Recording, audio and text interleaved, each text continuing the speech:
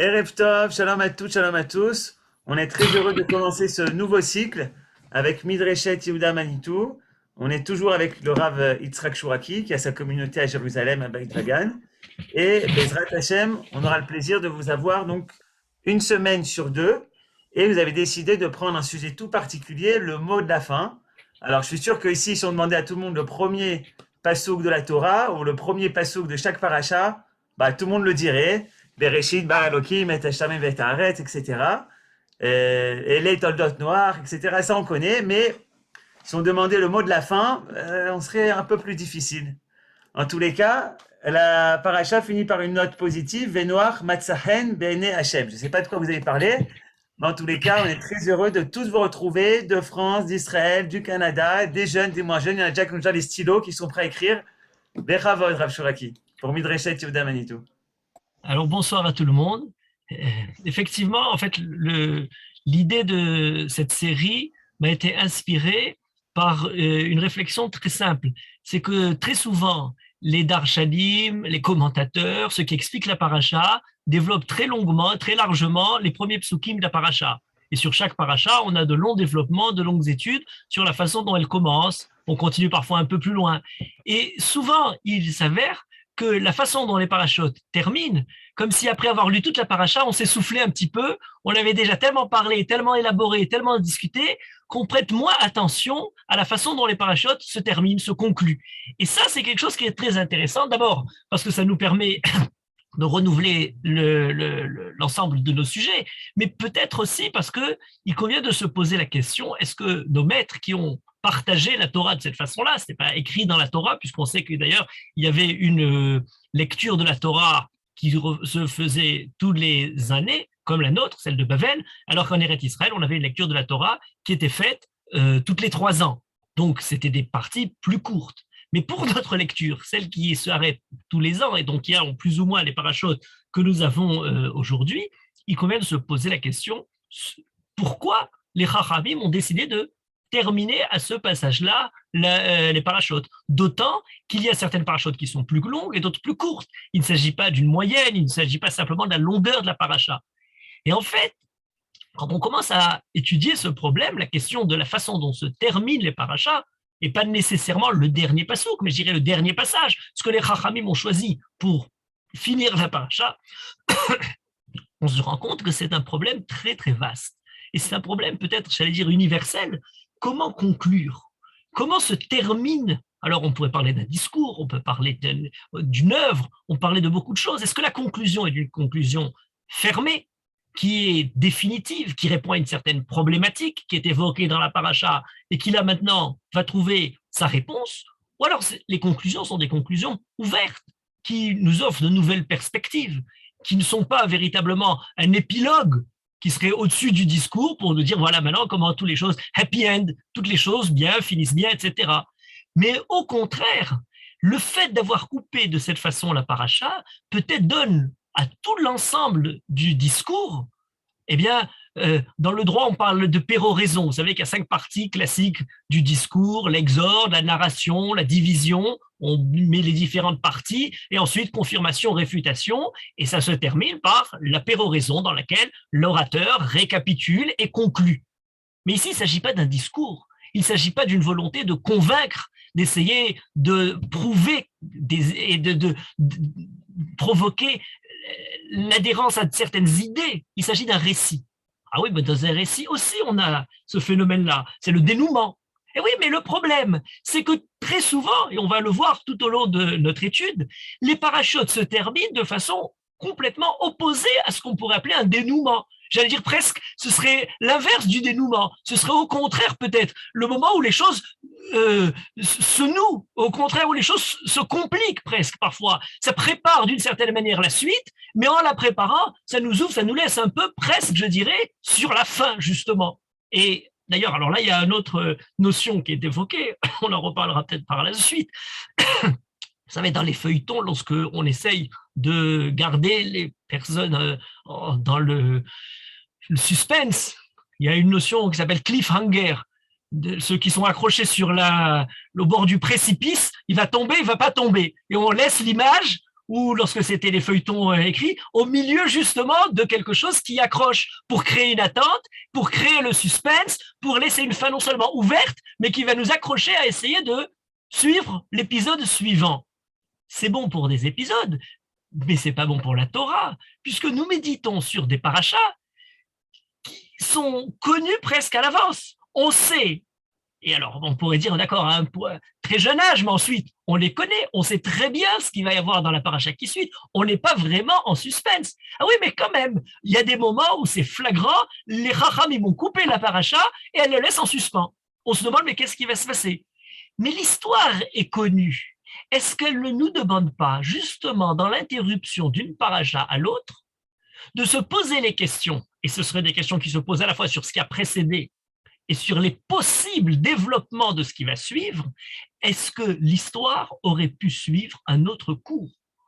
Est-ce que lorsque nous revenons chaque année sur cette même paracha, eh bien chaque année on retrouve la paracha qui suit, la semaine qui suit? Oui, mais peut-être on devrait avoir la possibilité de retrouver les autres options. Peut-être le monde aurait pu être créé et ne pas arriver au Maboul de la paracha de Noach. Qu'est-ce qui a provoqué? Et donc, c'est plus du tout le suspense de l'attente de ce qui s'est passé, mais au contraire, le regard de réflexion de nous-mêmes, personnellement, et sur l'ensemble de l'histoire, et collectif, et sur la société, à la fois rétrospective sur ce que la Torah raconte, mais peut-être même prospectif sur la paracha qui vient, sur la façon pour nous d'écrire cette paracha, cette façon de terminer. Est-ce qu'on pourrait penser aux parachutes en réfléchissant différemment à la fin de l'histoire? Est-ce que, et alors on peut élargir ça de manière plus générale, la Torah, le Tanakh, etc. Notre histoire n'est pas une histoire justement qui a une fin, n'est pas une histoire qui est terminée. Nous en sommes encore les participants. Nous sommes en train d'écrire les nouvelles parachutes de l'histoire. Il est peut-être bon de garder la coupure des parachutes, la façon dont les Chachamim nous ont permis de terminer les parachutes pour réfléchir à la façon dont nous envisageons d'écrire les parachutes suivantes de l'histoire du peuple juif. Sur la base de ces petites réflexions introductives, nous allons essayer chaque semaine, chaque 2 semaines, lorsque nos rencontres, de reprendre les fins de paracha et d'entrevoir ce qu'elles expliquent, la façon dont elles éclairent l'ensemble de la paracha qui a précédé et de quelle façon elle nous donne certains sens, certaines manières d'entrevoir l'histoire actuelle, la vie du peuple juif, la vie, je dirais, l'actualité de notre modernité au regard de nos fins de parachute. Alors, pour commencer, je n'oserais pas dire pour terminer, mais en tout cas, la paracha conclut effectivement par la naissance de Noach. Mais cette naissance de Noach vient après la constatation de la perversion du monde, où Akadosh Baruch Hu déjà a regretté, et c'est les derniers psukim de la paracha, d'avoir créé le monde. Emhe, Akadosh Baruch Hu emploie ce mot terrible, je vais détruire, effacer tout le monde, mais il y a un passage particulier, qui est un passage extrêmement difficile. Il y a un passage qui, d'une certaine manière même, a provoqué beaucoup de mauvaises compréhensions de la Torah, parce qu'il ne semble pas, à première vue, de manière rapide, appartenir au style d'écriture de la Torah. C'est le passage des Bnei à Elohim. C'est un passage difficile puisque la paracha de Bereshit commence par la création du monde, la création de l'homme, l'histoire de l'homme dans le Gan Eden, le début de l'humanité. Les débuts, on parlait de ça, il y a quelques rencontres, des villes, des sociétés. Tout ça semble des choses qui sont dans le registre de ce que nous connaissons, de ce que nous avons l'impression de pouvoir comprendre. Et bien dans une paracha aussi lourde, aussi pleine, on pourrait dire que chaque passouk dans la paracha de Bereshit est un monde en soi, c'est valable pour toute la Torah, mais particulièrement pour Bereshit, on arrive à la fin de la paracha à quelques psukim énigmatiques. Les psukim sont les suivants: Vayi ki echel ha'adam larov al penei ha'adama uvanot yuledu lahem. Lorsque l'homme a commencé à se multiplier, je le traduis rapidement, larov, à se multiplier sur la surface de la terre, et des filles, yuledu lahem, lui sont nées. Pourquoi des filles, pas des garçons? Vayiru bnei Elohim et benot Adam. Alors le Benelim, je ne peux pas le traduire tout de suite. Ce qui sont ces Bnei Elohim, il y a des Bnei Elohim je vais l'expliquer longuement, qui voient les bnot Adam, qui tovotena, qui sont bonnes, dans quel sens, dans quelle dimension, vaikru lahem nashim mikol asher bacharu. Ces hommes-là, ces béné Elohim, prennent ces filles. Yomer, suite à quoi Akadosh Baruch Hu dit, Lo yadon ruhi ba'adam le'olam, et je ne vais plus laisser l'homme vivre éternellement, et il fixe les jours à 120 ans. Ça va prendre quand même quelques années à se fixer, puisque tout le monde ne meurt pas à 120 ans dans les années qui suivent, mais en tout cas, voilà le début de l'histoire, et on rajoute, pour remettre encore un élément là-dessus, un Néphilim ayou ba'aretz. Alors, Néphilim, c'est encore plus dur parce que même quand vous lirez des traductions françaises, prenez par exemple la traduction du rabbinat, le mot Néphilim n'est pas traduit. Les Néphilim étaient à l'époque, dans le Bayami Mahem, étaient éléments sur la terre. C'est-à-dire que le mot Néphilim, c'est un mot qui n'est pas simplement, difficile, on n'arrive pas à traduire. Et ensuite, on nous dit, alors, à cette époque-là, cher Yavou, Bnei Elohim el Benot Adam, ve'yaledou lahem, hema agiborim asher me'olam anshe Hashem, ce sont ces giborim, ces héros, ces hommes vaillants, asher me'olam, qui existaient depuis des temps immémoriaux, anshe Hashem, des hommes de renom. Un passage qui, sur tous les points de vue, nous reste une énigme, et peut-être, comme je le disais en commençant, on arrive à la fin de la paracha, on a tellement approfondi les différents jours de la création de l'homme, le Shabbat, la faute du Gan Eden, Caïn et Hevel. On arrive, lorsqu'on a la liste des généalogies qui suivent, on commence à un peu décrocher, on arrive à la fin des Bnei Elohim, on est complètement en dehors de la paracha, on attend déjà la fin de la lecture pour continuer. Or là, il y a quelque chose qui est surprenant. Pourquoi? Alors, je commence dans la première lecture. Première lecture qui, je dis, a eu beaucoup de mauvaises interprétations ou a prêté à beaucoup de confusion. C'est la lecture païenne, mythologique. Parce qu'on a affaire à quelque chose qui semblerait être très proche d'une description mythologique. Et avant, pour ne pas attendre la fin de cette première partie, je vous le dis tout de suite, la première lecture de ce passage de la Torah, c'est comment la Torah démystifie toutes sortes de mythologies.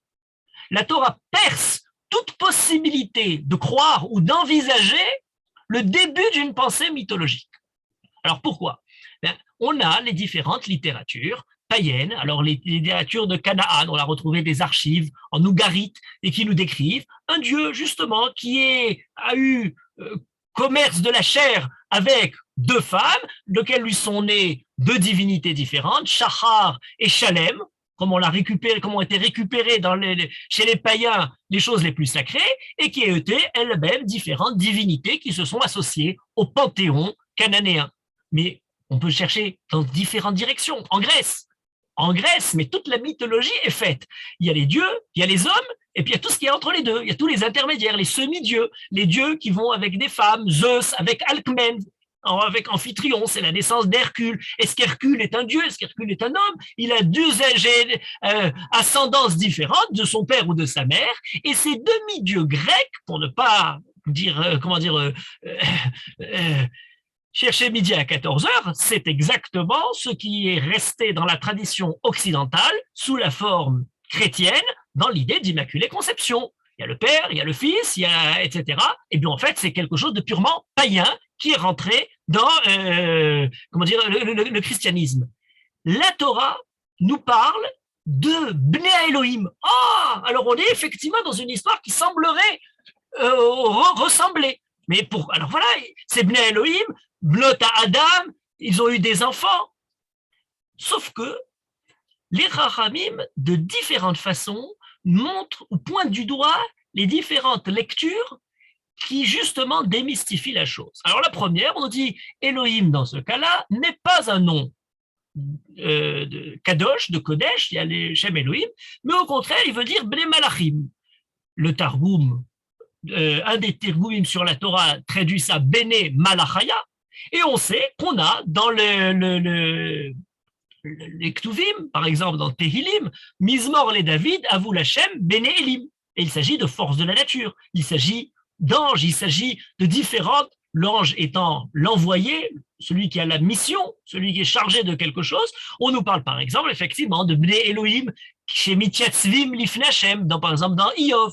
Donc on a Bnei Elohim, mais il ne s'agit plus du tout de la divinité, mais de quelque chose qui en est encore proche, mais qui est différent. Et ça va de différentes façons, parce qu'on a ensuite la justification des psukim qui vont suivre. Lo yadon ruchi ba'adam le'olam, presque j'allais dire, n'ayons pas d'illusions ou pour raconter toutes sortes d'immaculées conceptions. Lo yadon ruchi ba'adam, mon souffle ne résidera plus jamais dans l'homme. L'homme est mortel, il vivra 120 ans et puis c'est tout. Et d'ailleurs, les néphilim en question, qui ne sont pas traduits, on les connaît dans beaucoup d'autres endroits dans la Torah, puisqu'on nous parle, à propos par exemple des Meraglim, Vesham Rainu est un Néphilim, Bene Anak mina Néphilim. Ce sont des hommes de haute stature, mais qui ne sont en aucune façon divins. Voilà comment déjà le côté mythologique commence à se réduire à quelque chose qui est plus proche des hommes. Mais ça ne suffit pas, parce qu'on a quand même certains midrashim, par exemple en Pirkei des Rabbi Eliezer, où on nous parle de malachim, qui effectivement d'anges déchus, qui seraient tombés de leur doucha Bachamaïm dans le ciel, et qui auraient eu justement avec les filles de l'homme, et qui seraient finalement tombés jusqu'au Sheol. Ce que le Ramban, Nachmanide, dans son commentaire sur la Torah, présente, après avoir évoqué d'autres explications, et dit ça semble être l'explication qui semblerait la plus profonde à une condition, c'est qu'on comprenne qu'on a affaire là plus du tout à quelque chose de mythologique, mais à de la Kabbalah. Et il faudrait longuement développer, dit le Ramban, et ne le développe pas à ce moment-là, c'est-à-dire, et ça c'est un point majeur, fondamental dans tout le côté de la démythologisation de lecture de passages de la Torah, la Kabbalah utilise des Meshalim qui sont perçus par les Chachamim comme n'étant que machal, qu'allégorie, en prenant bien conscience qu'il ne s'agit en aucune façon de quelque chose d'historique, de concret, mais il s'agit de la façon de développer, de décrire, par exemple, les mondes supérieurs, des qualités absolues, divines, qui seraient descendues, qui auraient été perdues, qui auraient été un petit peu érodées dans la création du monde et dans les mondes qui ont suivi, dans l'histoire du monde. Mais en aucune façon, et c'est ce qu'a fait la mythologie, eh bien, on leur attribue une véritable réalité en croyant que le machal, l'allégorie, a véritablement existé. C'est quelque chose qui, au contraire, est loin de la pensée de la Torah. Mais, et d'ailleurs, lorsqu'on le retrouve, d'ailleurs, alors les Chachamim leur donnent des sens. Par exemple, Rabbi Moshe David Vali, qui est un grand Mekoubal, qui a écrit des Pirushim aussi sur toute la Torah, d'après le Pshat jusqu'à la Kabbalah. Eh bien, il explique la chose suivante en disant, ces malachim dont on parle, ce sont les malachim, les anges, auprès desquels Akadosh Baruch Hu s'était conseillé, était allé chercher conseil lorsqu'on connaît le début de la création de l'homme, créer ou ne pas créer l'homme, telle était la question. Et Akadosh Baruch Hu demande Naaseh Adam, en prenant Keviachol, conseil près des anges, eh bien, fin de la paracha de Bereshit, ces malachim eux-mêmes, qui avaient émis les phrases les plus dures contre l'homme, ont justement perdu de leur dignité dans cette affaire des filles de l'homme. Voilà comment, il s'agit bien entendu plus de quelque chose de, concret dans le sens historique de la chose, mais qui est dans une dimension spirituelle, et par exemple de la Kabbalah. Et d'ailleurs, Rabbi Shimon Bar Yochai, pas plus loin que lui-même, dans le Midrash Rabbah, sur cette paracha, on nous dit, Rabbi Shimon Bar Yochai, Mekalel lecholman dekareleu bene elahaya. Dénoncer virulemment, condamner avec violence ceux qui traduisaient ce passage, Bnei Elohim, par Bnei Elahaya, comme s'il s'agissait de divinité. Et ce serait, dans la conception de Rabbi Shimon Bar Yochai, transformer justement le sod comme quelque chose qui serait du pshat. Et c'est une des erreurs, une des faillites les plus graves dans la mauvaise compréhension de la Kabbalah. Alors si on reste dans l'idée qu'il s'agit de personnalités très très puissantes, fortes, des néphilim, ces géants, de qui s'agit-il? Alors là c'est très intéressant parce qu'on se rapproche de quelque chose qui va toucher, mettre le doigt de manière directe sur la mythologie. Le premier par exemple c'est Ralbag.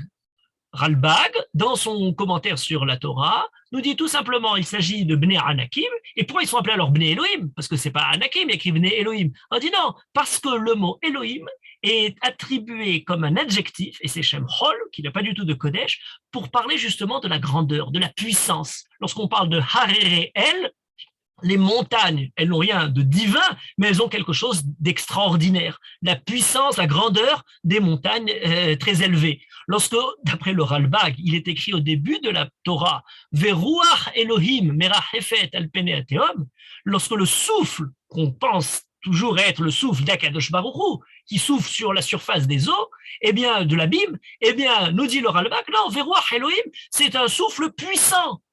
Le mot Elohim, d'après lui, ne serait pas Kodesh. Ce n'est pas l'opinion de tout le monde. Mais en tout cas, voilà, de cette façon-là, Bnei Elohim n'est pas Bnei Elohim pour parler de la divinité, mais au contraire des personnes qui semblent divines, pas par une ascendance divine, mais par le fait que leur façon de se présenter est telle. Et le Malbim, qui est déjà bien au courant, parce qu'à plusieurs reprises il en parle de toutes les histoires de la mythologie, eh bien, écrit ça de manière très clair, il y a ce moment dans l'histoire des peuples antiques où les croyances, les superstitions, les peurs des populations devant des personnes qui sont plus vigoureux que les autres, avec plus de force que les autres, leur fait dire en voyant ces personnes-là plus de stature, de gabarit plus élevé que tout le monde, ce sont des personnes qui viennent d'une ascendance divine. Et ces gens-là profitent, rusent, trompent la population en racontant justement des histoires de mythologie afin de pouvoir profiter, abuser de ces gens-là. Et donc cette histoire des Bnei Elohim avec les Bnot Adam ne serait, d'après le Malbim, que en fait la description de cette façon d'abuser de la croyance populaire à travers l'histoire mythologique. Et le Malbim dit, et la Torah, pour bien dénoncer une chose pareille, pour qu'on n'ait pas l'illusion de croire que la Torah y elle-même adhère, termine ce passage en disant Ema hagibori macher merolam anshi Hashem. Tous ces gens-là qui se disent Bnei Elohim, qui racontent toutes ces histoires, eh bien ce ne sont simplement Gibori, Macher Merolam, les gens qui ont une stature très forte, achètent des hommes de renom auxquels on prête ou qui se font prêter ou qui racontent sur leur sort des histoires fabuleuses. Toute cette fable-là n'est faite que pour abuser des hommes dans leurs pires abominations, puisqu'il s'agit dans le commerce des femmes. Voilà la première lecture qui essaye à travers ce passage-là de dénoncer, de voir dans la Torah Hema Hagiburi, Macher Merolam Anshi Hashem, l'opposition à toute croyance mythologique, à tout abus par des histoires magnifiques. Et d'ailleurs, elle rentre dans une suite de psukim. On pourrait voir par exemple, lorsque on nous parle d'Akadosh Baruch Hu qui a créé et Tanini Magedolim dans la création du monde. Or, pour tous les animaux, pour toutes les espèces, on nous parle simplement de l'espèce en général, les oiseaux, les poissons, etc. On ne nous donne pas le nom particulier de chacun. Pourquoi pour les Tanini Magedolim, ces monstres marins, on a tout d'un coup le nom qui apparaît. On nous parle des Taninim. Et alors, en tant qu'aller, on aurait pu nous décrire, faire le catalogue de tout l'ensemble des créations. Une des réponses nous dit, c'est pour que justement ces créatures maritimes, intrigantes, merveilleuses, qui sont le début de croyances populaires sur tout un tas d'histoires fabuleuses, ce ne sont que des créatures créées par Akadosh Baruch Hu. Ça n'a rien à voir, ce ne sont pas des dieux parallèles, ce ne sont pas toute une pléiade, une pléthore de panthéons de divinités, tout ça ne sont que les créatures d'Akadosh Baruch Hu, pour justement ne pas se laisser abuser par la pensée mythologique. Voilà donc la première lecture qui passe de Bnei Elohim au Bnei Melachim, Bnei Anakim, les géants, des hommes de haute stature qui risquent d'abuser par justement leur force des hommes et des femmes. La deuxième lecture, qui est ramenée justement par Rabbi Shimon Bar Yochai dans le Midrash Rabbah, lorsqu'il dit qu'il ne faut pas dire ça Bnei Elahaya, en associant à quelque chose de divin, nous dit qu'il s'agissait de Bnei Dayana. Bnei Dayana, c'est plus facile, les fils des juges. Le mot Elohim, on le sait, dans la Torah, a un autre sens que le sens sacré, pour parler d'Akadosh Baruch Hu. Il s'agit de ceux qui rendent la justice. Lorsqu'on a le mot Elohim qui veut parler à la fois de l'autorité, Elohim nitzav ba'adat el, bekerev Elohim ishpot. Bekerev Elohim ishpot, c'est pour nous dire qu'Akadosh Baruch Hu juge dans l'assemblée des juges. Le premier, Elohim Nitzav Ba'adatel, ce Akadosh Baruch Hu se trouve dans l'assemblée des juges. Parmi les juges, c'est Akadosh Baruch Hu qui rend la justice à travers les juges humains. Les juges humains sont aussi appelés Elohim. Ada Elohim, Yavi Devar Shenehem. On devra amener les plaignants jusque devant Elohim, donc jusque devant les juges. Il n'y a rien de kadosh dans cette appellation. Et donc, dans notre cas, et c'est d'ailleurs ce que Rashi dit dans son commentaire sur la paracha sur Bnei Elohim, Bnei Asarim Vashoftim, les fils de ceux qui sont appelés à juger, de ceux qui dirigent, les Shoftim ayant un rôle plus général, des princes. Donc Elohim, c'est pas seulement la justice, mais c'est l'autorité. Le Ramban développe ça en disant ceux qui auraient dû rendre la justice, les juges, Bénéhem, les fils privilégiés, qui ont grandi justement en ayant sur eux pas l'aura mythologique, mais la force du pouvoir de ceux qui sont censés représenter la justice, l'utilisent pour faire les différentes perversions, l'utilisent pour l'injustice, l'utilisent pour le viol. Voilà comment ces Bnei Elohim prennent quelque chose beaucoup plus loin de toute mythologie et malheureusement beaucoup plus proche de ce qu'on peut connaître. Rabbi Meir, dans le Avot de Rabbi Nathan, nous dit la chose suivante. Amar Hashem, Akadosh Baruch Hu a dit, cette génération dit En diyan barolam, natasha makom et arolam, puisque les hommes qui sont censés rendre la justice se conduisent ou permettent aux Bnei Elohim, à leurs enfants, de se conduire de telle manière perverse, eh bien, c'est qu'il n'y a plus de justice dans le monde. Il n'y a l'Eddin velet Dayan, et c'est le début des différentes perversions qui vont suivre dans le Maboul. Et d'ailleurs, dans cette lecture-là, le Mizmor qu'on lit chaque semaine, Elohim Nitzav Ba'adat El Bekerev Elohim Ishpot, a quelque chose de très intéressant. Ani amarti Elohim atem uvnei Elyon kulechem. Akadosh Baruch Hu parle à travers David Amelech dans le Mizmor en disant « J'ai dit Elohim atem, je vous ai donné le statut par le fait de rendre la justice Elohim. Uvnei Elyon kulechem. Voilà l'idée de Bnei Elyon. Je vous donne quelque chose de transcendant, vous rendez la justice. Achen, ke Adam temutun ou ke achad asarim tipolu.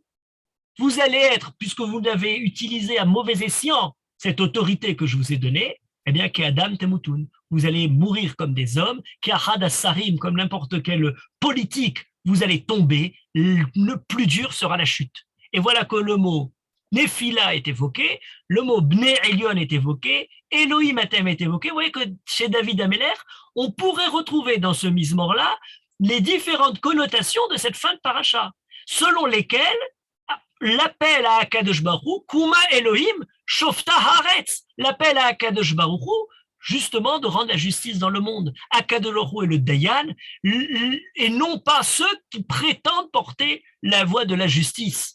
Et d'une certaine manière, le Maboul qui suit est donc déjà préconisé un peu dans cet appel Kuma Elohim Shofta Haaretz. Cette idée est très intéressante parce qu'elle nous donne donc la deuxième lecture de ces Bnei Elohim, qui est une lecture, je dirais, plus politique, une lecture de nos sociétés, de notre système de justice, et qui d'ailleurs retrouve de cette façon-là aussi la suite des psukim de cette même paracha, puisqu'on a à travers les psukim qui viennent Lo yadon ruhi ba'adam le'olam. C'est quoi ce Lo yadon ruhi ba'adam le'olam? Eh bien, Lo yadon est expliqué de différentes façons. Première façon, Lo yadon, c'est ce que Rashi dit, milachon meriva ou madon, faire dispute, être en désaccord, essayer justement de remettre l'homme à sa place. Lo yadon ruhi ba'adam le'olam. Ce ruach d'Hachem qui se trouve dans l'homme et qui est là tout le temps pour justement le punir, Lo yadon ruhi ba'adam le'olam, je ne vais pas être tout le temps pour permettre à l'homme de continuer à fauter, et je ferme la vie de l'homme, je termine la vie de l'homme pour 120 ans. Le Radak, Rabbi David Kimri, au nom de son père, Rabbi Yosef Kimri, rajoute encore un élément, c'est pas Lo yadon ruhi ba'adam, mais Lo yadon ruhi ba'adam le'olam. Le souffle d'Akadosh Baruch Hu qui réside dans l'homme ne sera pas dans l'homme pour tout le temps. La Gemara, dans Maseret Sanhedrin, le Rav Sadia Gaon, Rabbi Avraham Ben Ezra trouve une deuxième lecture à ce Lo yadon, d'une racine intéressante, qui est le nadan. Nadan, c'est le fourreau dans lequel on rentre le glaive. Vayashev charbo el nedana.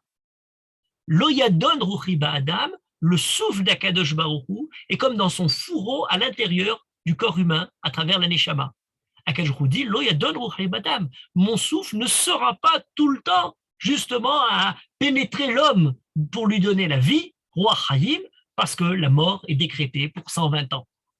Et le Rashbam propose une troisième lecture, donc c'est pas Médanim, Madon, Meriva, c'est pas Nadan, le fourreau, c'est le Lachon Din tout simplement. Lo Yenidon, je ne jugerai plus l'homme pour tout le temps, je lui laisse 120 ans et au bout de 120 ans, l'homme sera jugé. Voilà comment, de cette idée de justice, on retrouve Lo Yadon Ruchi, dans lequel la justice, le Din, se retrouve au centre.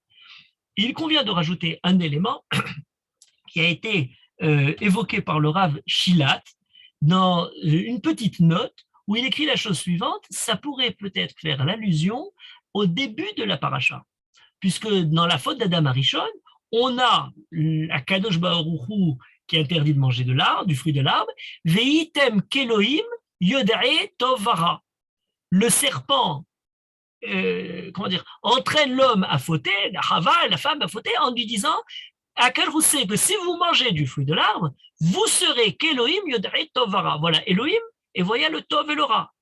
La paracha se termine par justement ces juges, ces hommes qui sont un peu associés à Kadosh Baruch Hu dans l'application de la justice pour définir le bien et le mal, les valeurs, et qui eux-mêmes sont séduits par le côté esthétique, par les pulsions, par les instincts, par le côté le plus bas de l'homme. Voilà ce qui était prévu. Item qu'Elohim Yodae Tovara, voilà c'est Elohim, ceux qui se prétendent juges pour le monde, qui eux-mêmes sont devenus à donner libre accès à leurs pulsions les plus basses. La civilisation, la société permissive dans le domaine des mœurs est une société qui découle d'une relation d'autorité dévoyée par ceux qui en ont le pouvoir. Les filles des hommes plus faibles dans ces sociétés, qui n'avaient pas la force justement de s'opposer à tous ces puissants, eh bien, ont été détruites. Et les mots qui sont employés dans la Torah, Vayirou, Bene Elohim, c'est le mot qui est employé, nous dit le Radak, pour parler de Vera'a et Ervata. Vera et Ervata, c'est le fait de dévoyer le Gilou Harayot, et c'est le mot voir les filles de la terre. Vayikrulem Nashim, le mot la kachat, n'est pas un mot non plus qui est simplement banal, c'est le mot qui est employé pour faire violence. Vatukar Aisha Bet Paro, quand Sarah est kidnappée par les gens de Pharaon. Vatilakar Esther El Bet Ameler, lorsque Esther est prise chez Achashverosh. Vaikachota Vaishkavota Vairannea, dans la violence qui est faite à Dina par les gens de Shechem. Vous voyez que dans les mots mêmes de ce passouk, on aurait à la fois les puissants et à la fois l'exploitation, la violence qui est faite vis-à-vis des démunis de ces bénotes à Adam qui ne peuvent justement se défendre devant cette force appliquée sur elles. Et dans la suite de cette idée-là, on pourrait voir dans la formation de l'homme, la description de la création de l'homme qui aurait été créé à l'instar de la création, mais en étant parmi les dimensions les plus basses de la création, puisqu'on a, dans la façon même dont la Torah décrit l'homme, eh bien l'homme qui est d'abord Afar Mina Adama, qui est donc quelque chose de minéral, avant de recevoir le souffle d'Akadosh Baruch Hu, la terre. Il est ensuite appelé Totsaresh Nefesh Raya, et on nous dit, Vayi Adam, les Nefesh Raya, oui c'est bien, mais Nefesh Raya, c'est pas pour les hommes, c'est pour l'ensemble du monde animal. Et donc, malgré la Neshama, le Ruach Elohim qui est dans l'homme, tout ce qui donne à l'homme le souffle supérieur, il reste toujours en l'homme cette part d'animalité, de Hayatiout, cette part basse qui justement permet, alors là c'est très intéressant, il y a les Bnei Elohim, mais ces Bnei Elohim n'ont même plus le Nefesh Elohim qui se trouve chez eux, puisqu'ils donnent libre cours à ceux qui sont sans aucune Nefesh Elohim, c'est-à-dire à la condition animale, cette violence, ce côté sauvage. Et d'ailleurs, lorsqu'il est écrit Bnei Adam, Islu la rov al pene Adama, eh bien, c'est le même idée, pas simplement de Pérourvou, mais c'est le Pérourvou qui se retrouve pour l'ensemble du monde animal, à savoir le fait de se répandre, de se disperser sur l'ensemble du globe terrestre. Voilà, d'une certaine manière, deuxième lecture de notre passage, eh bien, c'est Bnei Elohim, c'est effectivement la paracha qui se conclut par la fin de la création dans ce cas-là de plus bas, de plus dramatique, et qui justifie la paracha qui va suivre. Mais ne s'arrêter qu'à ce niveau-là serait perdre encore quelque chose d'important. Il y a encore un autre pirouche qui est évoqué notamment par Rabbi Avraham ibn Ezra en parlant au nom de Rabbi Yehuda Halevi. Ça, c'est très intéressant parce qu'on a Rabbi Yehuda Halevi du Kuzari, mais Rabbi Yehuda Halevi, à part le Kuzari, a aussi été un Chacham qui a donné des commentaires et qui sont restés pas seulement dans le livre du Kuzari, mais aussi, par exemple, dans les commentaires de Rabbi Avraham ibn Ezra, qui le cite. Et il nous dit, Bnei Elohim, et là c'est très intéressant, ce serait Bnei Elohim ou Bnot Adam, le croisement des deux différentes lignées qui descendent d'Adam Arishon. Vu que Hevel a été assassiné, il reste les fils de Caïn et les fils de Shet.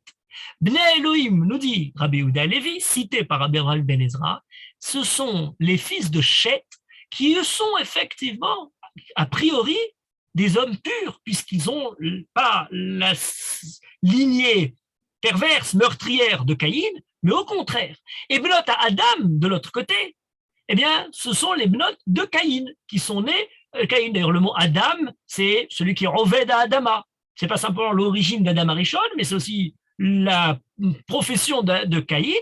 Et donc, en fait, Bnei Elohim et Bnot Adam, c'est ce croisement des lignées. Tiens, intéressant.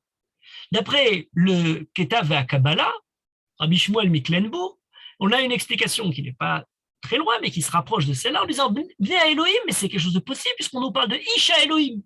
Isha Elohim, c'est pour parler au contraire de ceux qui portent en eux l'unité d'Akadosh Baruch Hu, les Yehidim qui ont le Yihoud, qui ont le côté particulier de Akadosh Baruch Hu. Moshe Isha Elohim, quoi de mieux? Alors, c'est pas Bnei Elohim, on n'a pas la déviation païenne, mais malgré tout, il y a dans ce Elohim, dans cette lecture, commence par Rabbi Yehuda Halevi, de Ketav à Kabbalah, quelque chose qui serait positif, ceux qui se destinent aux affaires spirituelles. Mais ces Bnei Elohim ne sont plus des individus séparés, il y en a plusieurs. Bnei Elohim, c'est un pluriel.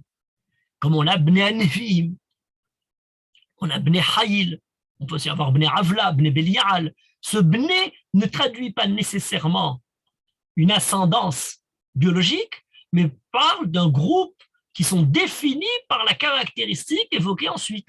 Bnei Elohim, ce sont donc ceux qui s'occupent justement d'affaires religieuses. Alors, le Ketav HaKabbalah va dans une direction, il dit ça pourrait être ceux qui s'occupent de spiritualité déjà dévoyée, ce sont les Ovdei Avodah Zara, ce sont les prêtres de l'idolâtrie. On sait qu'un peu avant, la Torah nous décrit lorsque l'idolâtrie commence à faire son apparition dans le monde. Et donc Elohim ne serait pas nécessairement un Shem Kodesh pour parler de la spiritualité, mais au contraire de la dévoyance de cette spiritualité. Oui, mais il y a quelque chose de plus intéressant, c'est que si on laisse cette idée de Bnei Elohim et Bnot Adam dans le rapport de Caïn et de Hevel, ou des descendances de l'un de l'autre, on pourrait d'ailleurs les faire dans l'autre sens, à savoir Bnei Elohim, ce sont justement ceux qui portent en eux la force, la puissance, le côté vigoureux de la lignée de Caïn, et Bnot Adam serait l'ascendance de Shet. Il y a comme une sorte de mélange, j'allais dire pas très catholique, mais en tout cas pas très pur, puisqu'on sait qu'il y a danger dans l'ascendance de Caïn à se mêler à celle de Shet.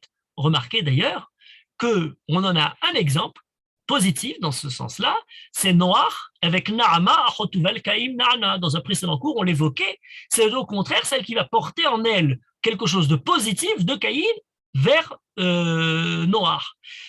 Le Ramban évoque cette explication-là en disant, eh bien là, c'est justement la perversion de ce rapport entre les deux. Ceux qui étaient Bnei Elohim, ceux qui se percevaient comme étant porteurs d'une certaine manière de quelque chose de spirituel, se sont dévoyés, ont perdu toute spiritualité avec Benot à Adam. Et c'est de cette façon-là que l'idolâtrie a pu commencer, c'est de cette façon-là que toute la luxure et toutes les différentes égarements ont pu se produire. Mais pour nous, c'est l'ouverture vers quelque chose de beaucoup plus large. Ce que dit Rabbeinu Hananel, eh bien, il dit Bnei Elohim, Bnei Yehidim. Et ça, pour nous, c'est très important.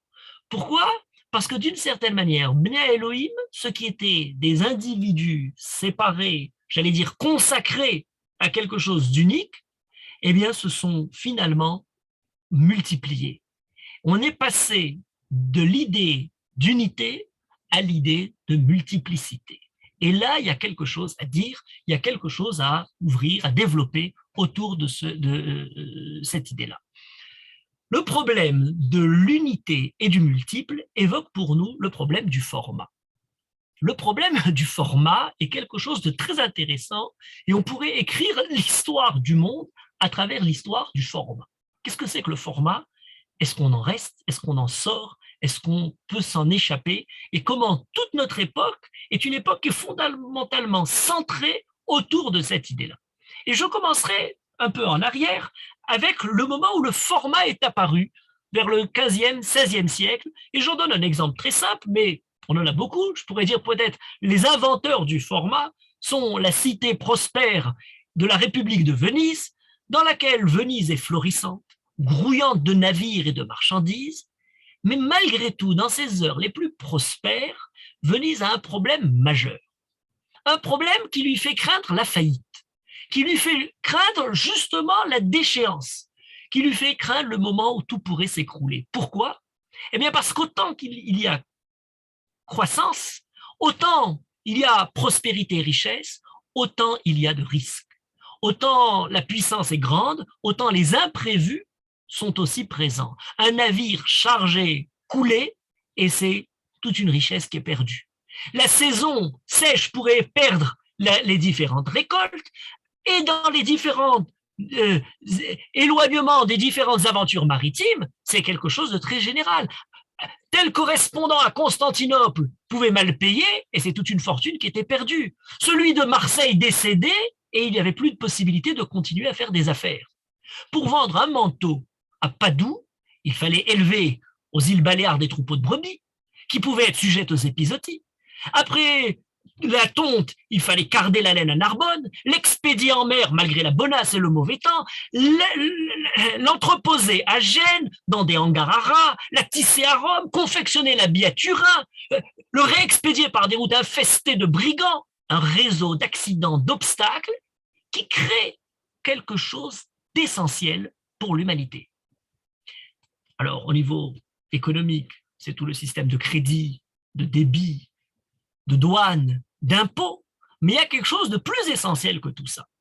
Jamais Venise n'aurait prospéré si elle n'avait pas créé des expertises et des unités précises pour calculer, pour quantifier l'ensemble de son activité, des protocoles qui définissent la façon de se conduire, le temps qui devient quelque chose de formaté, d'analyser, de préconiser, la comptabilité, l'espace, les hommes, faire la mesure de l'imprévu, c'est le défi qui est relevé à ce moment-là. Une balance des bilans et des déficits, des entrées, des déficits, etc., ça va créer quelque chose d'essentiel, c'est le format. Et ça, c'est quelque chose qui a des retombées énormes. On n'arrive même pas à entrevoir jusqu'où ça peut aller jusqu'à l'époque actuelle. Et c'est essentiel pour comprendre. La comptabilité va commencer à formater les échanges. D'ailleurs, comme aujourd'hui, lorsqu'on parle du computer, c'est celui qui va formater les informations. Et vous savez, est-ce qu'il a été formaté, on parle. Le formatage, c'est la normalisation de l'ensemble des mesures. Alors, ça peut être dans l'ordre scientifique, ça peut être dans le côté pratique, commercial, ça peut être culturel, ça peut être artistique.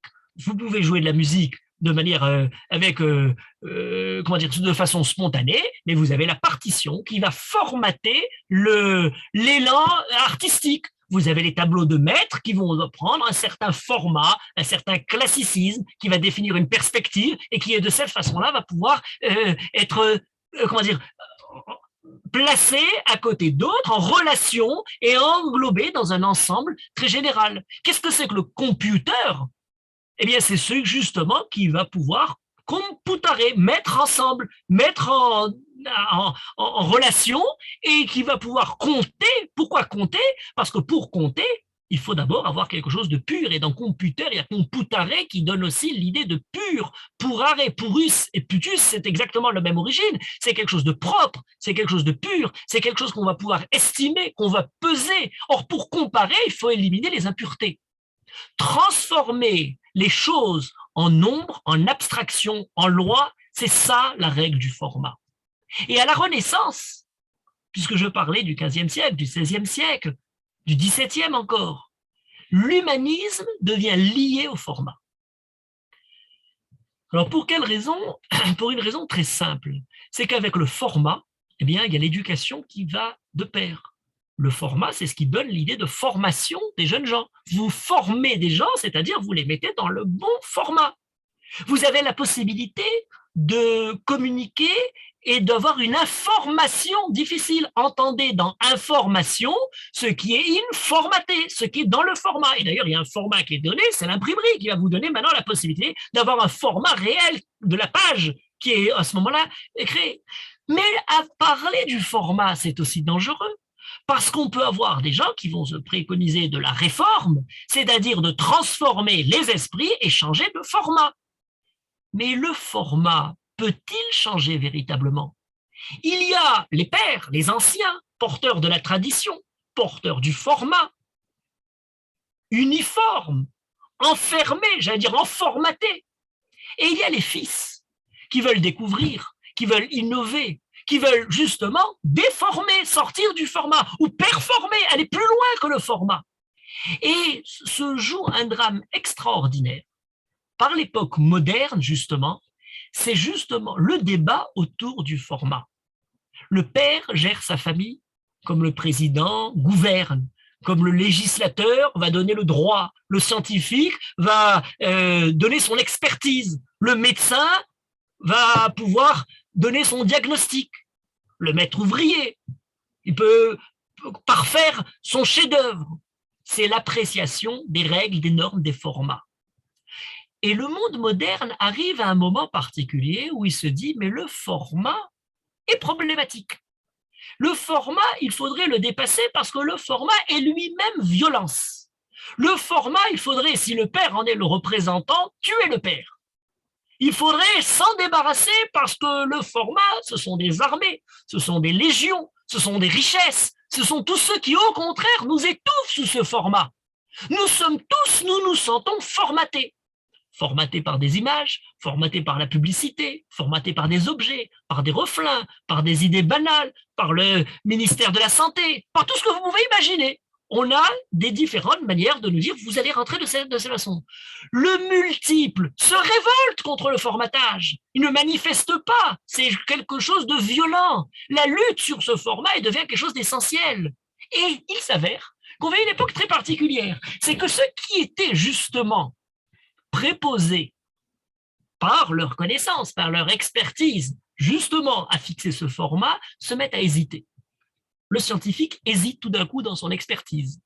Le médecin va être convoqué à des procès. On ne sait plus maintenant où est-ce qu'il en est. Est-ce qu'effectivement, il ne risquerait de se tromper? Il vous laisse le choix d'ailleurs. Le législateur codifie sur des questions qu'il ne domine pas. Le politicien ne sait même plus ni à qui est le pouvoir, ni véritablement prendre des décisions sur des sujets qui ne sont pas du tout de son domaine d'expertise. Et la révolte des fils gronde. L'indécision, le hasard, l'incertitude vont créer un réseau d'embranchements qui vont essayer justement d'aller au-delà des formats, qui vont essayer justement de reformater, de créer quelque chose de nouveau. Voilà la question d'une actualité brûlante, j'allais dire de ces jours-ci vraiment, mais qui peut être lu dans la fin de notre paracha.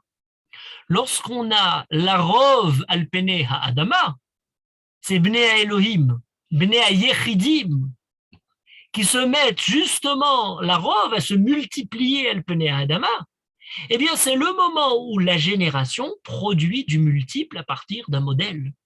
C'est le moment où il commence à y avoir quelque chose qui commence à se répandre. Et la question majeure qui se pose, c'est reste-t-il du commun?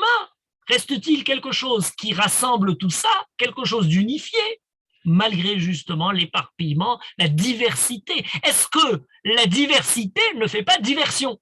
Est-ce qu'à travers ces Bnei Elohim, eh bien, il n'y a pas finalement violence qui est faite chez les Bnot Adam?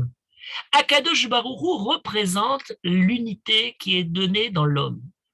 Le nom de Hachem, Echad, Yudke Vavke, impossible même à prononcer, est absolument unique. Le nom Elohim a déjà, par son pluriel, une idée qui est très importante. C'est l'unité d'Akadosh Baruch Hu qui crée la diversité du monde, la multiplicité de la création. Ça peut laisser justement porter à confusion. On disait tout à l'heure, on pourrait l'emporter vers la dérive idolâtre, païenne et mythologique. La création par Akadosh Baruch Hu de multiplicité, est-ce qu'elle permet encore de porter le nom d'Akadosh Baruch Hu, cette unité? Est-ce que l'âme qui est mise dans l'homme comme quelque chose d'unique, absolu, Nefesh Adam Achati, dit le Rambam dans le début de Sishmone Prakim, dans un fameux débat médical, est-ce qu'il y a plusieurs âmes ou une seule particulière? L'unité de cette création peut-elle encore être présente lorsque Bnei Elohim se tourne vers les Bnot Adam? Est-ce qu'il n'y a pas un court-circuit tout d'un coup lorsque le multiple fuit justement, se fuit lui-même ou sa neshama ou son origine unifiée vers quelque chose de tellement divers? Est-ce qu'on peut encore garder la transcendance, même dans l'horizontalité de l'extension dans le monde? Qu'est-ce que c'est que la culture finalement, en pensant à l'idée de Pérou Urvu? Je reprends l'idée de Pérou Urvu. Rachid nous dit Pérou Urvu. Pourquoi il y a deux mots pour parler de Pérou Urvu? Voilà, la culture, la naissance. Eh bien, il dit, c'est très intéressant, il dit il y a deux mots parce que le mot Pérou tout seul pourrait dire le fait de faire fructifier un fruit pour une personne, un enfant. Chacun pourrait se reproduire d'unique à unique. Mais l'idée de Urvu, la rove al pene Adama, c'est Bnei Elohim dont on parle maintenant, qui était déjà anticipé dans le Urvu, dit quelque chose d'autre. Multipliez-vous, c'est qu'un peut donner plusieurs enfants. Et là, c'est très intéressant parce qu'à partir du moment où il peut donner plusieurs enfants, il ne s'agit pas simplement de la possibilité d'avoir comme Akadosh Baruch Hu de procréer, mais de procréer une création multiple comme Akadosh Baruch Hu. Le Rav Hirsch, d'ailleurs, va plus loin et dit c'est même pas simplement dans la procréation d'un ou du plusieurs, mais il faut donner la vie et ensuite il faut le faire grandir. Et alors là, tout se multiplie. C'est la culture, c'est l'éducation, c'est l'enseignement, c'est la famille, c'est tout ce qui se développe sur la base de cet être unique au point de départ. Vaï qui echel Adam, la rove al pene Adama. L'homme unique, qui est presque un nom propre, qui se transforme en un nom commun, eh bien, à Adam devient multiple et devient Rabbim. Rabbi Yitzhak Abravanel, à cette lecture extraordinaire, il dit la faute des Bnei Elohim commence dans ce passage-là. Le début de la faute de Bnei Elohim n'est pas dans la suite, dans la violence, lorsque ça devient quelque chose de franchement pervers.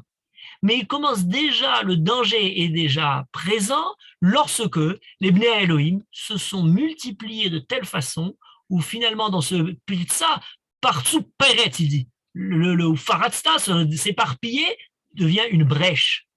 Et ils n'ont pas continué à porter en eux la conduite de leur père, la conduite qui leur est transmise. On a depuis Adam Arishon une continuité dans le message d'Akadosh Baruch Hu. Qu'est-ce qu'on leur a raconté? On était dans le Gan Eden, on en a été chassés. Voilà pourquoi le bien, le mal, les devoirs de l'homme sur terre.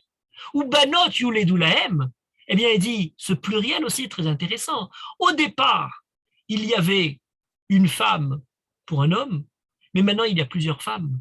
Et il y a plusieurs femmes pour un homme. Pourquoi est-ce que c'est Banot Yuledu Lahem? On aurait pu dire ou Banim, les hommes, les femmes. Enfin, on n'a pas vérifié pourquoi les femmes. Non, il pointe à une idée intéressante. Rabbi Yitzhak Abraham nous dit, c'est le moment dans lequel le ribouï nashim, la polygamie, n'est pas voulue par la Torah. Au contraire, elle est pointée ici. On a commencé l'histoire du monde avec Adam et Chava, qu'on n'a pas créé deux femmes à Chava. Mais là maintenant, Banot Yuledu Lahem et les Bnei Elohim commencent à voir la lutte pour la conquête, pas simplement dans le pouvoir et dans la puissance, mais aussi dans la séduction.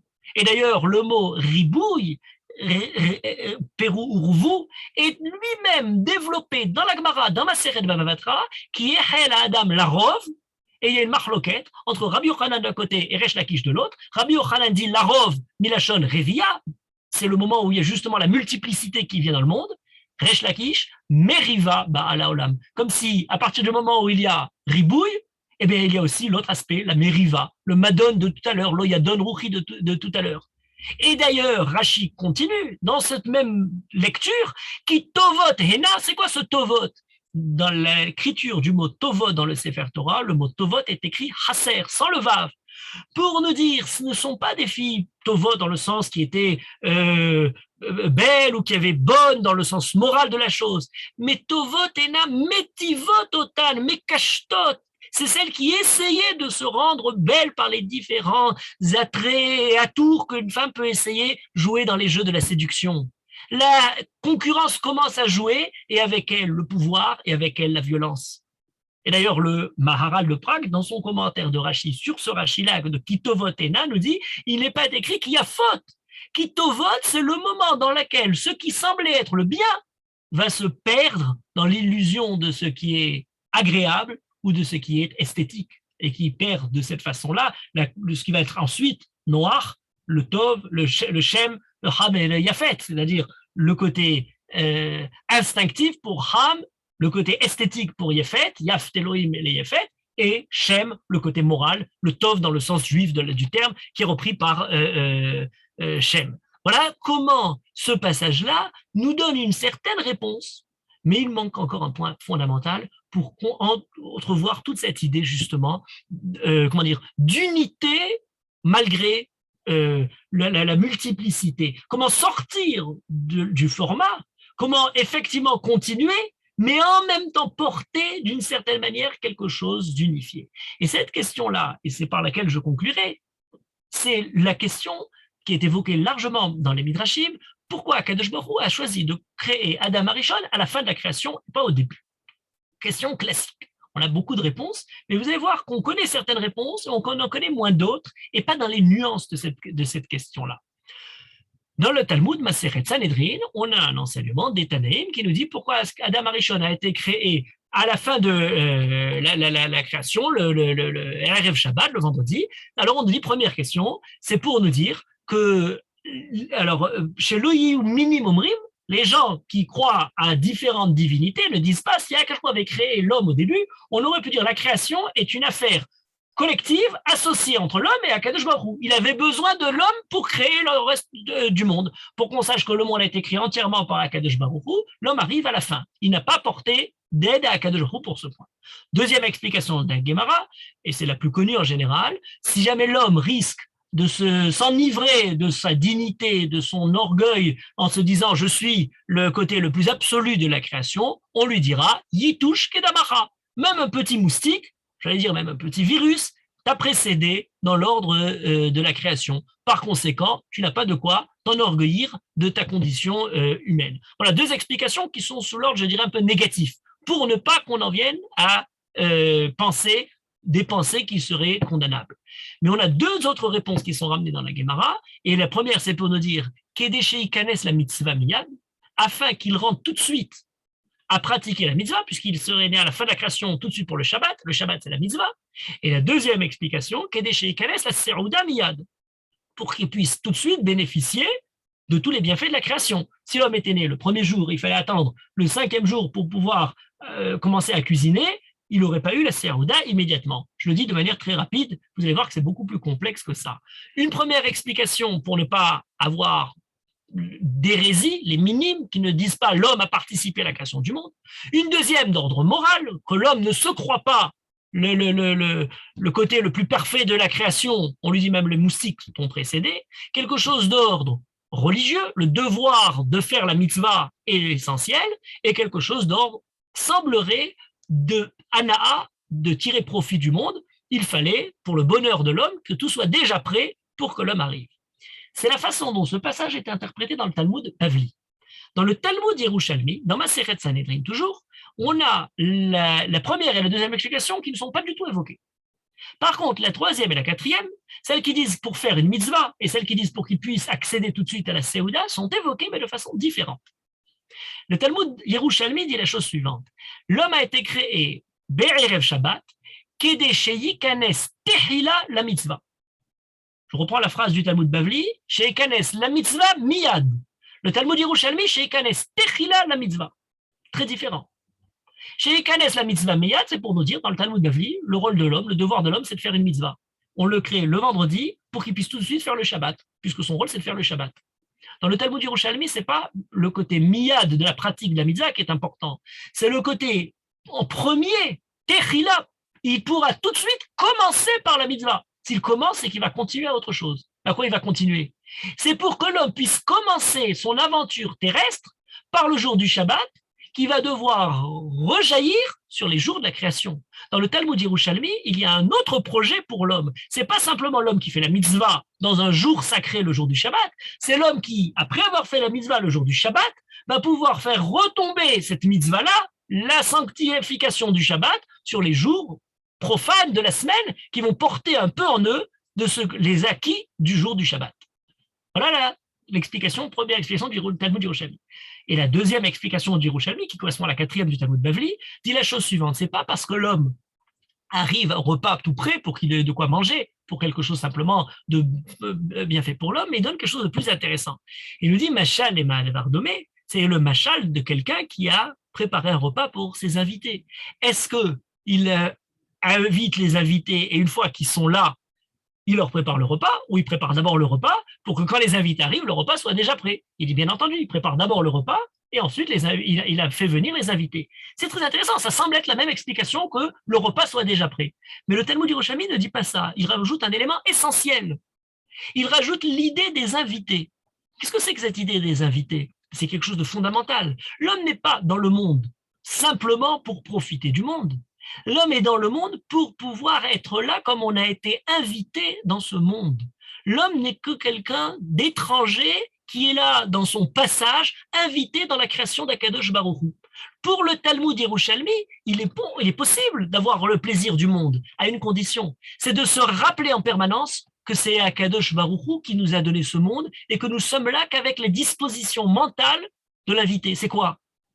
Être responsable, être protégé, faire attention à ce qui nous est donné, être reconnaissant vis-à-vis d'Akadosh Baruch Hu qui nous a donné. Vous n'êtes pas propriétaire dans ce monde, vous n'êtes qu'invité. Voilà l'explication du Talmud Yerushalmi. Vous voyez qu'il y a une nuance qui est plus intéressante parce qu'elle accepte le profit du monde, mais en lui donnant ses différentes limites. Vous n'avez pas besoin pour le Talmud Yerushalmi de revenir à votre bonne dimension par le moustique qui vous rappelle l'humilité de la condition de l'homme. Il suffit de se percevoir comme étant invité dans le monde pour pouvoir avoir cette conception-là. Et au regard de cette création du monde, il nous permet de lire la fin de la paracha. La fin de la paracha est le moment dans lequel, par le fait qu'Akadosh Baruch Hu a donné à l'homme la possibilité justement de se multiplier, de créer quelque chose, de procréer, d'être associé à Akadosh Baruch Hu dans la création, eh bien, d'associer, l'homme s'est perçu propriétaire. L'homme s'est perçu maître de la création, et c'est de cette façon-là, en oubliant que Yitush Kedamacha, le moustique même t'a précédé, l'homme s'est vu non seulement propriétaire, mais s'est vu supérieur vis-à-vis des plus faibles, a commencé à violenter les filles de l'homme, il s'est cru propriétaire vis-à-vis de ses semblables, et comme ça a commencé le Roshek, le Hamas, l'exploitation dans la perversité du monde. La lecture de ces Bnei Elohim serait d'une certaine manière la façon, non pas de conclure, mais de voir comment la paracha, qui s'était ouverte dans le côté magnifique de la création du monde, qui tout ne signifiait que kavod et qu'harmonie et que merveille, et qui a commencé avec les fautes d'Adam Arishon, de Caïn, mais qui finalement est arrivé à son côté, sa faillite la plus terrible, à ce moment-là, lorsque l'homme a arrêté de se percevoir comme étant créé par Akadosh Baruch Hu et de se prendre à la place au même niveau, parallèle, un petit Dieu étant lui-même Bnei Elohim. Voilà le début, la déviation du Pérou Urvu, et voilà ce qui précède, la paracha qui vient pour Noir. Voilà comment la paracha, se terminant par cette affaire-là, est pour nous l'ouverture vers l'objectif, pas d'une deuxième destruction, mais d'une deuxième création qui succédera au Baboul pour pouvoir recréer un homme qui continuera en permanence à comprendre et à percevoir qu'il n'est qu'invité dans le monde et qu'il n'est pas lui-même propriétaire. Razak, magnifique, Rav Shuraki. Si je me permets, peut-être c'est ça justement, Venoach Matzachen Bene Hashem, justement, il trouve grâce, c'est comme un invité qui trouve grâce face à son créateur, face à son... Absolument. Et remarquez quelque chose d'important pour ce Venoach Matzachen, c'est absolument ça l'idée, et que dans Noach Matzachen, il y a une sorte de symétrie qui n'est pas très claire. Lorsqu'on dit Venoach Matzachen, qui a trouvé quoi chez qui? Est-ce que c'est Noach qui a trouvé Hen dans les yeux d'Hachem, et donc le Hen se trouve dans les yeux d'Hachem, ou c'est que pour trouver grâce aux yeux d'Hachem, Akadrou a vu le Hen chez Noach? Le pasuk n'est pas aussi clair. C'est que l'homme s'est trouvé choutaf à Akadosh Baruch Hu, mais pas choutaf pour profiter du monde, pour dominer le monde, pour arriver à donner libre cours à ses pulsions, mais au contraire, choutaf pour arriver à une autre dimension, c'est la dimension du Hen. Magnifique, Rav Shuraki. Une super entrée pour Bereshit, puisque vous étiez plus d'une centaine à écouter, et un super cours. C'est le moment des questions, chers amis.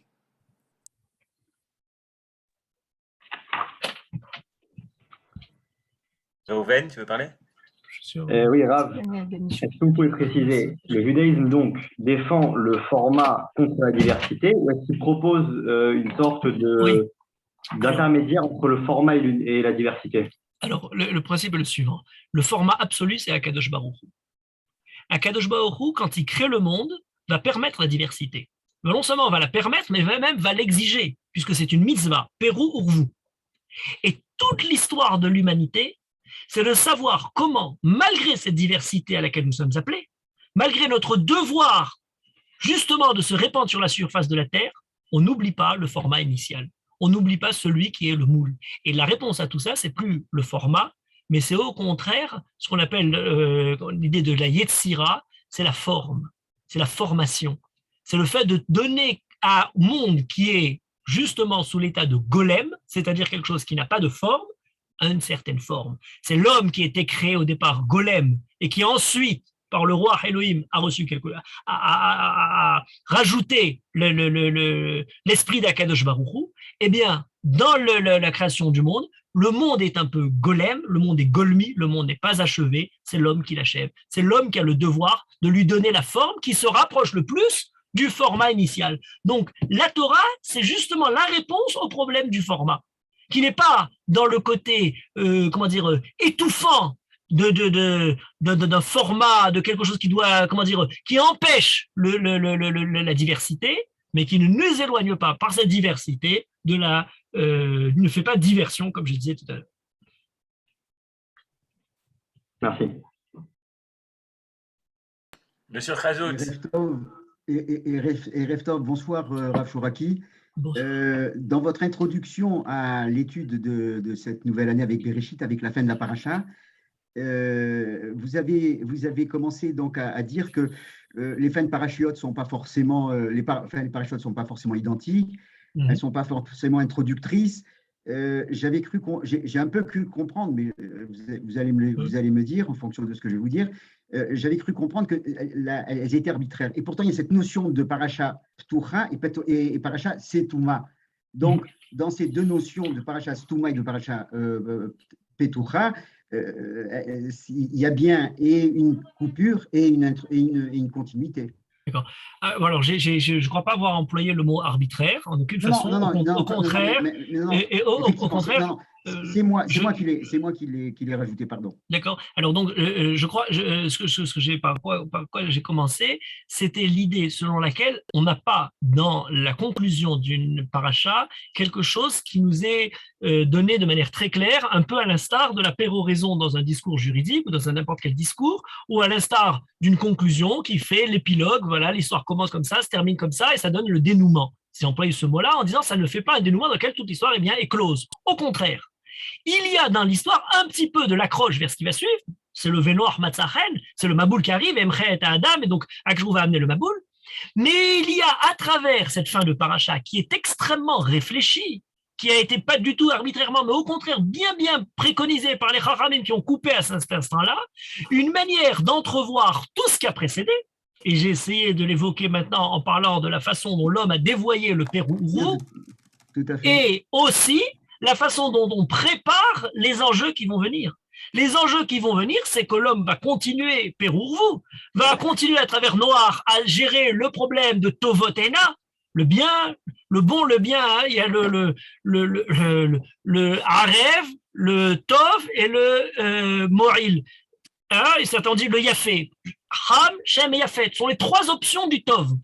Le monde grec a choisi, le monde occidental a choisi. Ce n'est pas le bien qui l'importe, lorsqu'il dit Tov, c'est le beau qui l'importe.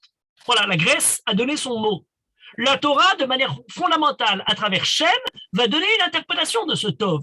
Lorsqu'on nous met maintenant dans la fin de la paracha, qui Tovot et Na, les filles de l'homme, qui ont été perçues par ces Bnei Elohim Tovot, on a mis en exergue, et c'est l'ouverture vers ce qui va suivre, quelle est la définition de ce bien? Yoderi Tov Vara, c'est quoi connaître le Tov et le Ra? C'est connaître le bien dans son côté totalement arbitraire, dans la façon dont c'est perçu par la société, dans la façon dont le bien défini par Akadosh Baruch Hu. La fin de la Torah, n'oubliez pas, c'est pas seulement le début. On pourrait, alors je reste pour d'autres années, étudier les parachutes entre le début et la fin du livre de Devarim. Parce qu'il y a aussi, on pourrait voir comment la Torah, cette fois-ci, fait une conclusion dans l'autre sens. N'oubliez pas que tout le livre de Devarim est centré sur une idée qui revient à plusieurs reprises, c'est Atov Ra, Natati Lefanecha, Achaim Vamavet. Le choix entre le Tov et le Ra n'a pas commencé dans Bereshit et s'arrêté, il est tout au long de l'histoire. Et voilà Ben Elohim qui parle de ça. Donc c'est pas du tout quelque chose d'arbitraire, c'est au contraire une fin qui est à la fois ouverte, mais qui en même temps donne beaucoup de sens sur ce qui a précédé. Et vous avez évoqué les parachas Ptucha et les parachas Stuma. Alors juste un mot pour être exact là-dessus. Lorsque nous on parle de paracha, pour parler de la paracha Bereshit, la paracha Noach, etc., c'est un peu un abus de langage, puisque normalement on devrait parler de la Sidra. La Sidra de Bereshit, c'est le Seder qui commence la paracha. Dans la paracha Bereshit, il y a beaucoup de parachas. Les parachas Ptucha, de manière exacte, au niveau halachique, c'est lorsqu'on parle d'un passage qui est dans le Sefer Torah, ou fermé, ouvert sur une ligne blanche. Sans voilà. Blanc par le Sofer, sans blanc. Voilà, le Sofer, c'est dans l'écriture du Sofer. Soit où il y a juste un arrêt, un peu de blanc, et le texte continue juste après, ou on passe à la ligne complètement.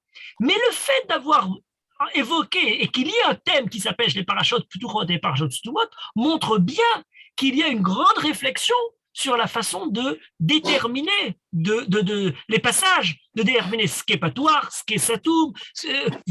Lorsque le passage s'arrête, les parachutes, on a certaines parachutes qui sont des parachutes justement où on dit elles sont sans aucune arrêt vis-à-vis de la paracha qui va suivre. C'est donc qu'il y a une grosse réflexion là-dessus. Dans notre cas, on ne parle pas de la paracha Ptucha et Stuma pour le Sofer, mais la Sidra, la façon dont elle se conclut, il y a toute cette réflexion-là qui donne un enseignement à la fois ce qui a précédé dans la paracha et à la fois ce qui va suivre dans la paracha qui vient.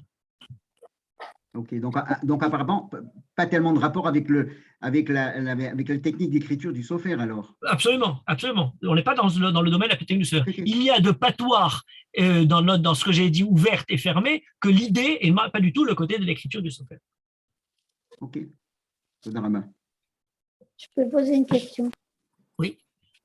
Je voulais savoir comment on peut comprendre la relation, alors le format et le tselem. Ah, alors, c'est très, très, très juste.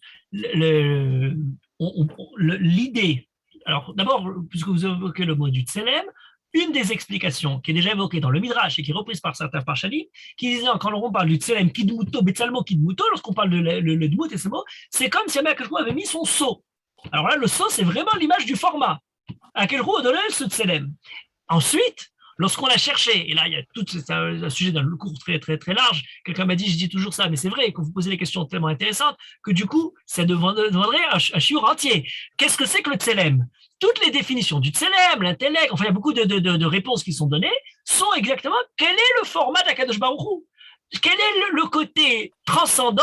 Quel est le côté d'unité qui se trouve chez Akadosh Baruch Hu et qui est passé chez l'homme et que l'homme doit conserver malgré la diversité des différentes générations qui vont venir. Donc c'est effectivement ce problème-là. Il prend sa source, si vous voulez, vous avez fait bien d'évoquer cette idée, le tselem, c'est le moment ou Akash transfère le format un peu à l'homme. Il lui donne le format. Ça pourrait être la Neshama, le roi Chaim, mais autrement, le Tsem, c'est quelque chose presque de physique, de concret. Même jamais il ne s'agit pas de quelque chose de concret au niveau du physique, mais c'est l'idée du format totalement mise en image. Oui, je vous pose une question. Oui. Oui, vous m'entendez? Oui, j'entends. Oui, bonjour. Je voulais savoir simplement, tout était très bien, mais je n'ai pas très bien compris la différence entre la sidra et la paracha. Ah, le mot, lorsqu'on voudrait parler des parachutes, Bereshit, Noach, Lech Lecha, etc., le terme exact devrait être la sidra. Sidra de Noach, sidra de Bereshit, sidra de Lech Lecha, etc. Pourquoi la sidra? C'est le seder. D'ailleurs, lorsqu'on écrivait parfois la date, on écrivait la date, par exemple, lorsqu'on n'avait pas les calendriers comme on a aujourd'hui, etc., on écrivait la date, le Yom Shelishi, les Seder, Chayesara. C'est d'ailleurs le Yom Shlishi de la semaine où on va lire le Parashat Chayesara. Seder manifeste une unité. On a d'ailleurs, lorsqu'on lisait la Paracha en Eret Israël tous les ans, le Sdarim qu'on connaît, et puis quand on est en Eret Israël où on lisait la Paracha tous les 3 ans, on a d'autres Sdarim, les Parachot d'Eret Israël. Quand on emploie le mot Paracha de façon stricte et rigoureuse dans la Lacha, il s'agit de l'écriture du Sofer, comme a été évoqué tout à l'heure, l'écriture du Sofer, lorsqu'il écrit, il écrit le texte de manière continue, sans espace, mais quand il a l'obligation d'arrêter le texte pour mettre soit une paracha stouma, c'est-à-dire des mots, des blancs dans le texte et reprendre sur la même ligne, ou alors aller jusqu'au bout de la ligne en blanc et reprendre le texte, la suite à la ligne, dans ce cas-là, ce passage-là s'appellera une paracha. Par exemple, on nous dit il y a des parachutes très courtes. Il y a une paracha, l'une des plus connues, c'est qu'on dit Vaï bin So Aaron, c'est une paracha qui est à l'intérieur. Vous voyez, donc notre sidra est composé de toute une série de parachutes. Maintenant, dans le langage habituel, on emploie le mot paracha comme on emploie le mot sidra de manière équivalente. D'accord, merci. Rav, une question pour simplifier. J'espère que je simplifie et que je ne mets pas plus de balagan. On peut dire qu'une paracha, en général, c'est un sujet. C'est pas aussi simple que ça. Ça pourrait être comme ça, mais disons, ça nécessite la réflexion. Pourquoi est-ce qu'on l'a coupé maintenant? Si jamais c'est le même sujet qui continue dans la paracha d'après, alors pourquoi on a mis un blanc au milieu? D'ailleurs, on a même, pour dire à quel point ça va, c'est qu'on a même quelques cas dans la Torah où on a une paracha qui est stouma au milieu d'un pasouk. C'est-à-dire que le pasouk n'a pas la fin du pasouk et on commence le pasouk après un peu plus loin avec un blanc entre les deux ou à la ligne, mais on a le pasouk qui ne s'est pas arrêté et on a la paracha. On dit, pourquoi une paracha là, elle est stouma, c'est-à-dire qu'il n'y a que 9 lettres de blanc qui sont entre les deux, un blanc d'une grandeur de 9 lettres. Pourquoi? Alors là, il y a tout un tas de midrashim qui essaient de remplir le blanc, justement, de dire qu'est-ce qui a été écrit, qui aurait dû être écrit, qu'est-ce qui est porté par ça. Donc, a priori, il y a cette idée d'unité de la paracha, de ces différents passages qui sont été séparés, et quand ça ne marche pas, alors on commence à étudier. Je pourrais demander juste une précision à la suite de ce qu'a dit Daniel. C'est-à-dire que quand vous avez parlé de format, vous avez pris l'exemple de la Renaissance, mais en réalité, le format, il a commencé à la création de l'homme, le format du côté humain, je veux dire. Absolument. Voilà. Vous avez raison, je l'ai évoqué avec Venise et la Renaissance pour une raison très simple, c'est que ça devient quelque chose, disons, de notre monde, qu'on connaît bien, on peut lui donner au niveau historique l'évolution de ce format. Et lorsqu'on va l'étudier de manière rigoureuse, si vous voulez, on pourra l'étudier dans le monde de la Renaissance, dans le monde moderne, dans le monde postmoderne qui refuse tout format, etc. Mais pour nous, si je l'évoquais à ce moment-là, c'est pour pouvoir l'entrevoir dès la création du monde, effectivement, et voir dans notre paracha, justement, les différentes aventures du format.